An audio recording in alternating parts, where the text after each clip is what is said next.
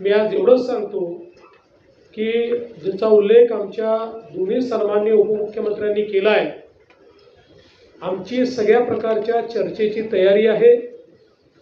विरोधी पक्षाने चर्चा करावी, कुठेही त्यांचा आवाज आम्ही दाबणार नाही, कुठेही आम्ही चर्चेपासून मागे हटणार नाही।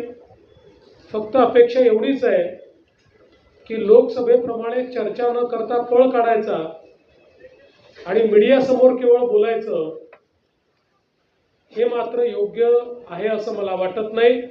उलट हे लोकशाही विरोधी आहे।